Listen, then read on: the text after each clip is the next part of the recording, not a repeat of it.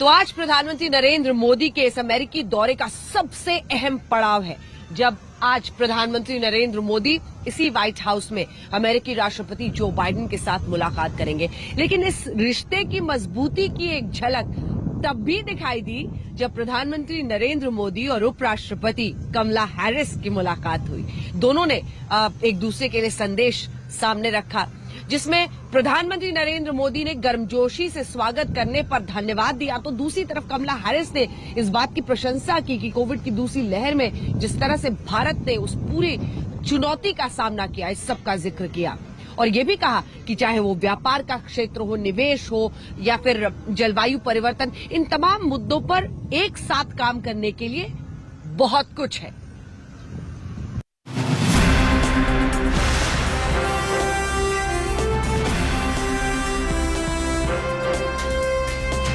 Outside of South Asia for at least the last 16 months, on behalf of the President and myself, we are honored to welcome you for this visit. पहले तो मेरा और मेरे delegation का बहुत ही गर्मजोशी से स्वागत करने के लिए मैं आपका हृदय से बहुत बहुत आभारी हूँ।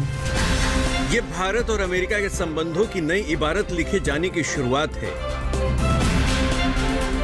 ये तस्वीरें इसलिए भी अहम हैं कि भारतीय मूल की बेटी अमेरिका की पहली उपराष्ट्रपति के तौर पर भारत के प्रधानमंत्री से मुलाकात कर रही थी।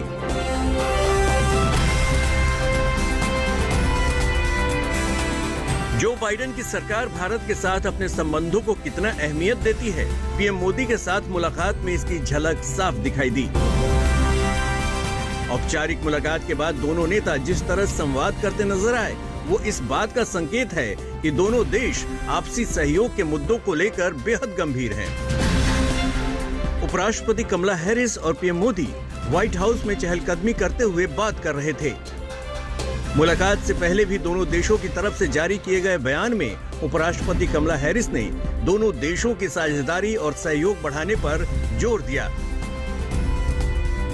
India, of course, is a very important partner to the United States. Throughout our history, our nations have worked together, have stood together to make our world a safer and stronger world. Mr. Prime Minister, when you and I last spoke in June, we talked about how our world is more interconnected and interdependent than ever before. And the challenges that we face today have highlighted that fact, be it COVID-19, the climate crisis. दुनिया में बढ़ते आतंकवाद और लोकतंत्र के लिए खतरे को लेकर भी दोनों देशों की चिंताएं एक जैसी ही थी। हमारे मूल्यों में समानता है, हमारे जियोपॉलिटिकल हितों में समानता है और हमारा तालमेल और सहयोग भी निरंतर बढ़ता जा रहा है।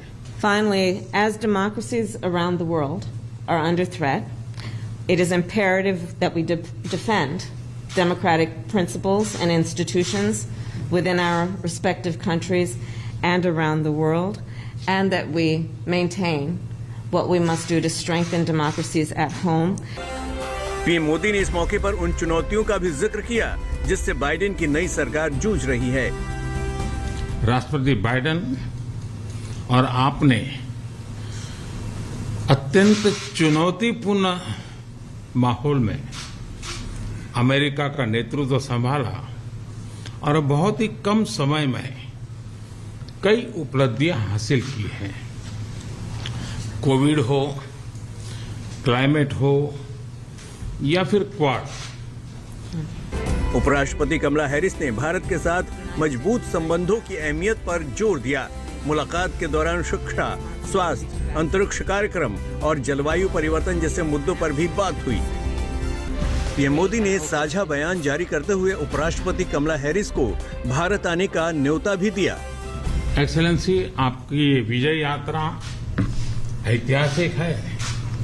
भारत के लोग भी चाहेंगे कि भारत में आपकी इस ऐतिहासिक विजय यात्रा को सम्मानित करे, आपका स्वागत करे। इसलिए मैं आपको विशेष रूप से भारत आने का निमंत्रण देता हूँ। पीएम मोदी ने इस दौरान 40 लाख प्रवासी भारतीयों का भी जिक्र किया जो अमेरिका के विकास के सफर में अहम योगदान दे रहे हैं।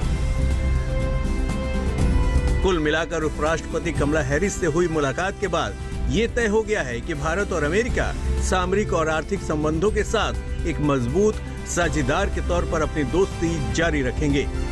वाशिंगटन डीसी से अंजना ओम कश्यप के साथ आज तक ब्यूरो।